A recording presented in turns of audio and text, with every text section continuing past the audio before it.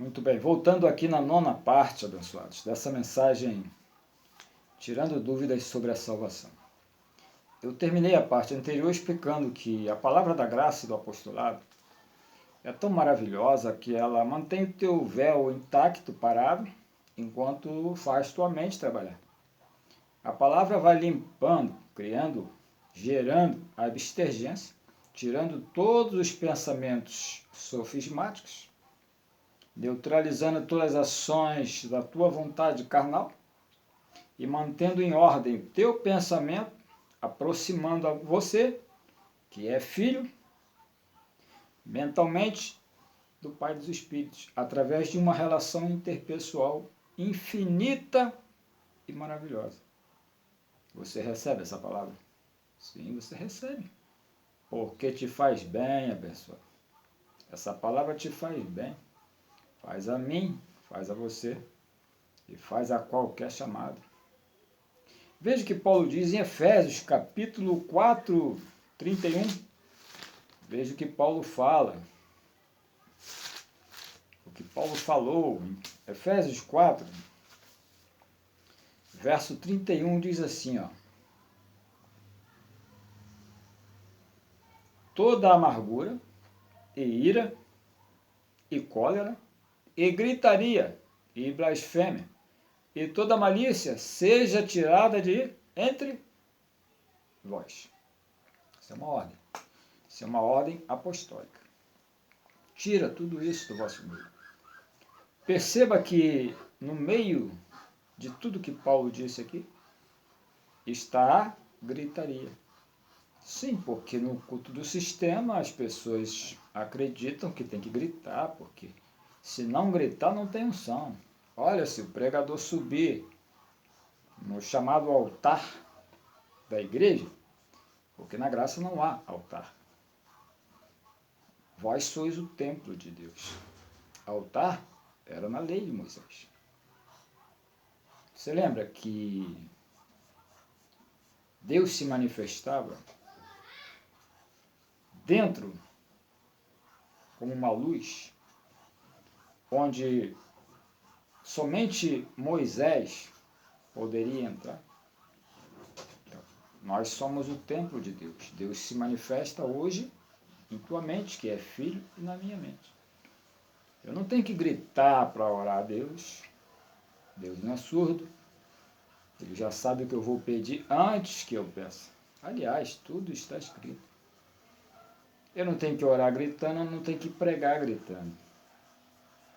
Mas há pregadores que gritam, que pregam gritando, preferem trabalhar as emoções. Sim, porque interessa para eles que quando eles falam, as pessoas batam palmas e gritam. E aquela emoção contagia todo mundo e dizem, olha, é o avivamento, é o fogo do Espírito, abençoados. Olha, o avivamento verdadeiro é na tua mente. Paulo disse, transformai-vos pela renovação do vosso entendimento, para que saibais qual seja a boa e perfeita vontade de Deus. A ordem é para mim me transformar através da minha mente. Ou seja, eu preciso me organizar mentalmente. Então, uma pessoa que acha que para falar com Deus tem que gritar, olha, ela não tem sua mentalidade organizada. Por isso você vê em algumas instituições pessoas que rodam, que pulam, que gritam, olha, que caem também, se machucam e dizem que é o Espírito. Bom, isso faz parte de outra mensagem. Romanos capítulo 8, verso 7. Vamos ver mais uma vez aqui o que Paulo diz. E vamos entender isso aqui. Olha, veja o que diz. Porquanto a inclinação da carne é inimizade contra Deus, pois não obedece à lei de Deus, nem verdade pode ser. Eu expliquei na mensagem do anjo que quando fala Deus, está falando espírito. Quando fala homem, está falando carne. A inclinação da carne, a inclinação do homem. é inimizade contra Deus, contra o Espírito. Porque a carne não obedece à lei de Deus, à lei do Espírito. E onde estão as leis do Espírito? Na tua mente, abençoado, refletindo no seu hemisfério direito. Porque Paulo diz, Cristo, através dele, porei as minhas leis no teu entendimento. Olha, mas tem muito salvo que ainda está adormecido, porque Paulo disse aos Coríntios, há muitos entre vós fracos, doentes e que dormem. Os fracos de posição hierárquica, olha, você já entendeu que não vão conseguir compreender essa chamada. Mas aquele que é fraco, porque está dando ocasião à carne, porque não estuda, não se interessa, esse pode ser resgatado, sim. O apostolado pode alcançá-lo, tendo ele chamada. Então Paulo diz, há entre vocês fracos, doentes que dormem. E uma vez que o salvo entra em sono, olha, um salvo só pode entrar em sono se ele estiver gravemente ferido, abençoado. Porque o sistema fere exatamente a mentalidade, a forma de se organizar o pensamento. E aí o salvo no sono da indolência, ele não consegue organizar os pensamentos para compreender que as leis de Deus já estão postas nele.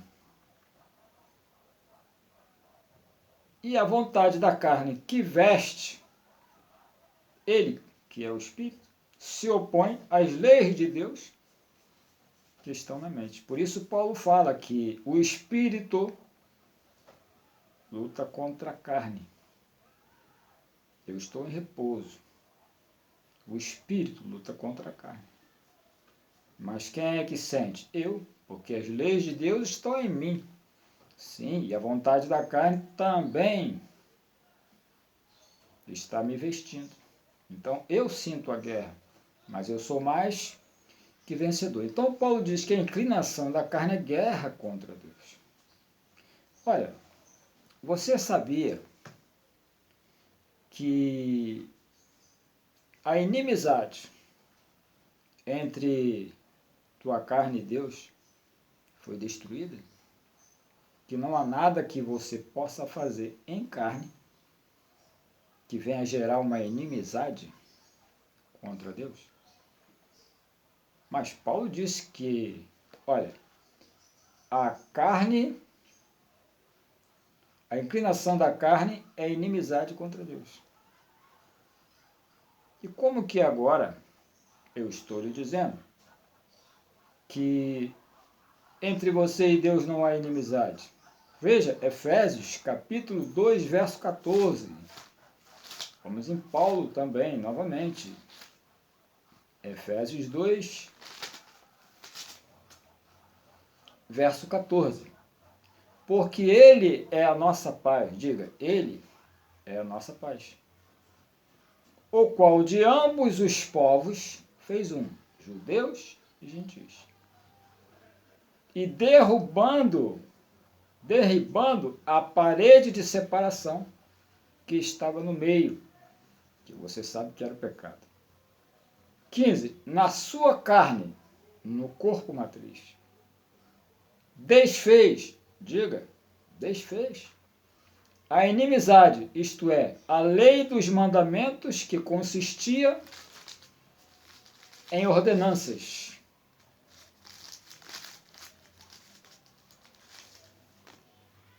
Para criar em si mesmo dos dois um novo homem, fazendo a paz. Então ele desfez a inimizade. E que inimizade era essa? A lei dos mandamentos. Sim, porque na lei não havia salvos. Nem o próprio Moisés era salvo. Mas ele era o cabeça do pacto, o grande legislador de Israel, enviado por Deus para libertar o povo. E era através dele, como sacerdócio, que Deus falava e dava a lei dos mandamentos. Então, essa lei dos mandamentos era para reger um povo que vivia no império de morte, sim, no império do pecado.